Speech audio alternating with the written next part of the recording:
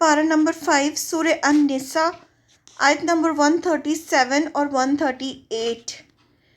اعوذ باللہ من الشیطان الرجیم، بسم اللہ الرحمن الرحیم۔ اِنَّا بے شک الذین وہ لوگ جو آمنو ایمان لائے، ثم پھر کفروا انہوں نے کفر کیا، ثم پھر آمنو وہ ایمان لائے، ثم پھر کفروا انہوں نے کفر کیا، ثم پھر ازدادوا وہ بڑھ گئے، کفراً کفر میں، لم نہیں، یکن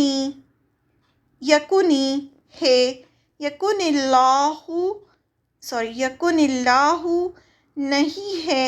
نہیں ہے اللہ، لیغفرا کہ وہ بخش دے، لہم انہیں، ولا اور نہ، لیہدیہم کہ یہ کہ ہدایت دے انہیں، سبیلا راستے کی۔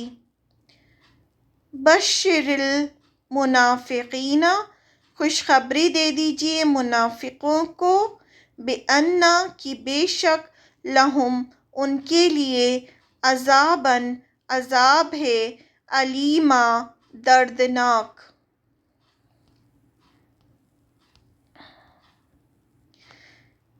بے شک جو لوگ ایمان لائے پھر کافر ہو گئے، یعنی ایمان لے کر آئے لیکن پھر وہ کافر ہو گئے، انہوں نے کفر کیا، انکار کر دیا۔ اب کیا ہوا؟ دوبارہ ایمان لے کر آ گئے، پھر کافر ہو گئے، پھر کفر کیا، پھر کفر میں بڑھتے گئے، ان کو اللہ نہ تو بخشے گا اور نہ سیدھا راستہ دکھائے گا۔ یہ آیت نمبر 137 ہے۔ یہاں منافقین کی بات ہو رہی ہے، 2 بار ان کے ایمان لانے کا ذکر ہے اور 3 بار کفر کا ذکر ہے، اور آخری بار کفر میں زیادتی کا ذکر ہے کہ پھر وہ ایمان لائے کفر کیا، ایمان لائے کفر کیا، اور پھر کفر میں بڑھتے چلے گئے۔ سب سے پہلے ایمان لائے لیکن پھر اس کے تقاضے پورے نہ کیے اور کفر کیا، پھر ایمان لائے، کوئی فائدہ دیکھا تو اس کی طرف پلٹ آئے۔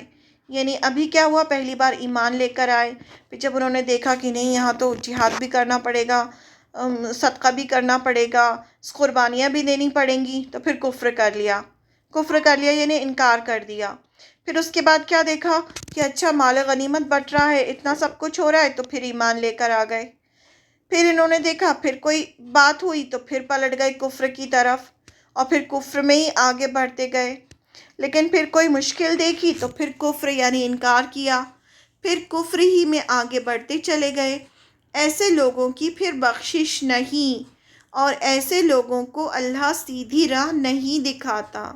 جو اس طرح کی روش اختیار کرتے ہیں ان کو اللہ تعالیٰ پھر سیدھی راہ نہیں دکھاتا۔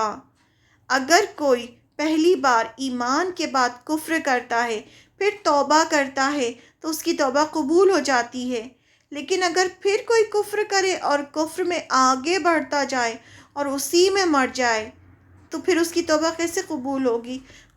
قیامت کے دن تو کسی کی توبہ قبول نہیں ہوگی جس کی موت کفر پر ہو جائے، نہ اس کی بخشش ہوگی۔ کفر میں آگے بڑھنا آخرت میں مغفرت اور دنیا میں ہدایت کا دروازہ بند کر دیتا ہے۔ یعنی جب انسان کفر میں آگے بڑھتا چلا جاتا ہے اور اسی میں اس کی موت ہو جاتی ہے تو نہ آخرت میں اس کی مغفرت ہوگی اور نہ دنیا میں اس کو ہدایت ملتی ہے، سب دروازے اس کے لیے بند ہو جاتے ہیں۔ وہی فرمایا گیا ہے۔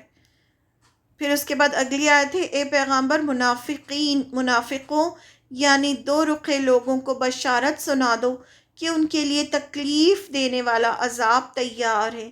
انہوں نے بتا دو کہ وہ یہ سب جو کام کر رہے ہیں اس کے لیے ان کے لیے تکلیف دہ عذاب تیار ہے۔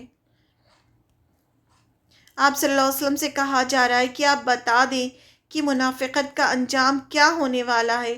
عربی زبان میں بشارت کا لفظ خبر کے لیے آتا ہے، یبشرو جو آتا ہے نا بشارت، وہ خبر کے لیے آتا ہے، چاہے اچھی ہو یا بری، لیکن ایسی خبر جس کا اثر چہرے پر دکھائی دے، یعنی اسکن پر جو دکھائی دے، جس کا اثر ہو، اسے بشارت کہا جاتا ہے۔ پھر ایسی خبر دی جا رہی ہے تاکہ لوگ منافقت سے رک جائیں اور اس برے انجام سے بچ جائیں۔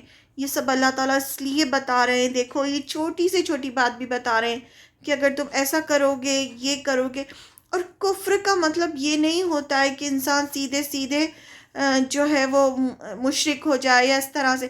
کفر کا مطلب ہوتا ہے انکار کرنا، یعنی آپ ایمان لے کر آئے ہیں، آپ بظاہر مسلمان ہیں، لیکن جو اللہ کا حکم آ رہا ہے، جو آپ قرآن کی آیتیں آپ کے سامنے آ رہی ہیں، یہ حکم ہے۔ اب جیسے آپ کو سود نہیں لینا ہے، اب آپ انکار کریں کہ نہیں مجھے تو لینا ہے سود، تو یہ کیا ہو گیا؟ یہ کفر ہو گیا۔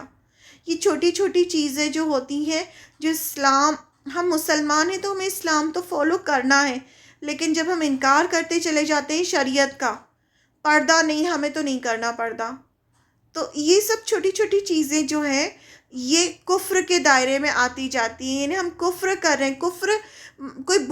کفر کا مطلب انکار ہوتا ہے، انکار کرنا، تو ہمیں پتہ بھی نہیں چلتا اور ہم کتنے چھوٹے چھوٹے اپنے لیے گناہ جمع کرتے رہتے ہیں۔